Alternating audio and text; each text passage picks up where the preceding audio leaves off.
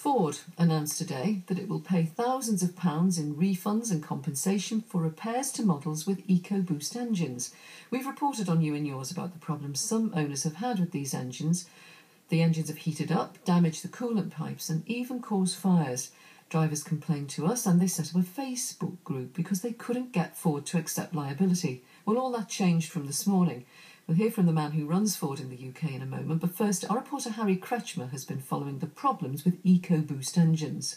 These engines were developed to be super fuel efficient. They're small and powerful, but they can get hot, and in some cases that can cause big problems. You and Yours and Inside Out on BBC One have spoken to a number of drivers of both 1.6 and 1 litre Ford EcoBoost cars, which have caught fire, and many others which have lost power, needing thousands of pounds worth of repairs. Now, they think their EcoBoost engines are to blame, and they're not happy with the way Ford has handled their complaints. Let's hear from two drivers of 1.6 litre EcoBoost cars, Claire Robson and George Roberts. I've noticed that the smoke's coming from under my bonnet. I started thinking, right, I need to get to safety, and there was a slip road coming up, so I left the dual carriageway at the slip road. I was terrified because there was people around me, there was children, it was obviously a busy bank holiday weekend, and there was absolute billows of smoke coming from under the bonnet, and at that stage I saw the first flame lick up from underneath the bonnet, and I thought, I need to get out of the car now. So I got out of the car, opened the bonnet, and there's just fire at the back of the engine originally, and then after I'd got all my belongings out and called fire service, the whole engine was on fire. I had nothing to put it out with. The whole engine was on fire. There was nothing I could do. I just had to watch, essentially. That was George Roberts and Claire Robson. Now, at the start of this year, Ford announced a recall to fix a problem on 1.6 litre EcoBoost engines. Claire got the letter, and it was while she was waiting for a slot to get it sorted that the engine caught fire. In both Claire and George's cases, Ford said they should claim on their insurance rather than Ford picking up the bill. They thought that was unfair because their insurance premiums would go up, and that's a common story. And following these reports, then, Ford have made this announcement this morning. Yes, Ford says that ongoing discussions with customers show that Ford needs to go further to ensure reasonable repair costs are covered. So if customers have a problem with 1 litre EcoBoost cars, and if that problem can be linked to engine overheating, Ford will now pay the full cost of repairs. They say they'll also re-examine previous cases, and they're asking people to get in touch. They don't mention the bigger 1.6 litre engines. The woman who set up the Facebook support group for these drivers isn't happy. This is what Louise O'Riordan told me.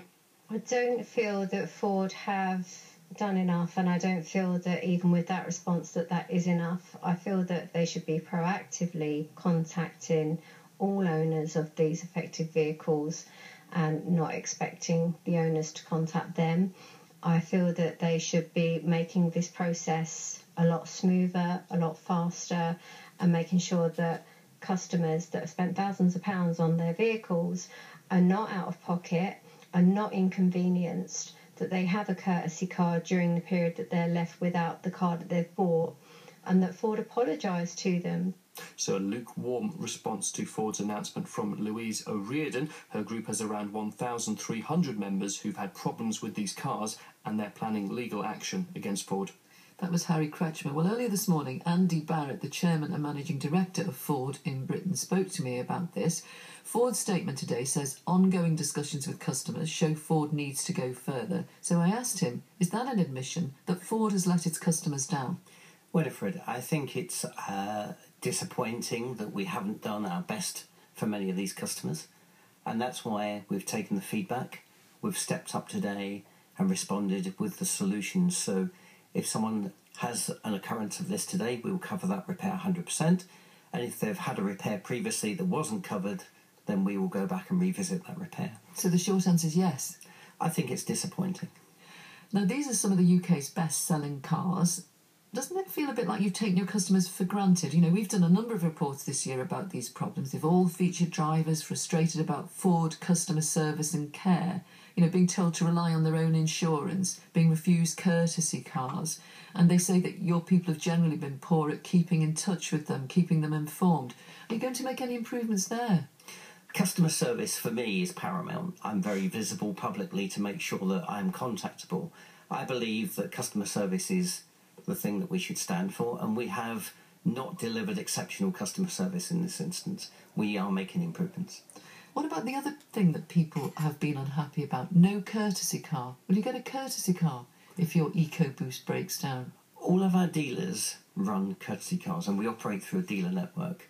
They should be freely available for these customers to use, yes. Your statement today mentions these 1 litre engines, but what about the people we've heard from driving these 1.6s that have also had problems and even caught fire? Well, Winifred, the 1.6 engine is a different issue. You've mentioned fires in these vehicles. We've only experienced 2 out of 86,200 vehicles, of which we are fully investigating. But clearly they are covered by the recall that we've announced, which is a full safety recall. We cover all costs of that, and customers shouldn't be disadvantaged in any way. If they have a problem, though, and they're in a 1.6 and it catches fire, it loses power, it overheats or whatever, will they also, like the drivers of the 1 litre engines, have their car repaired at Ford's expense and not be told to claim on their own insurance? That should be the case, yes. Should that always have been the case? I believe so. So the people we have spoken to who've had the problems just should never have happened?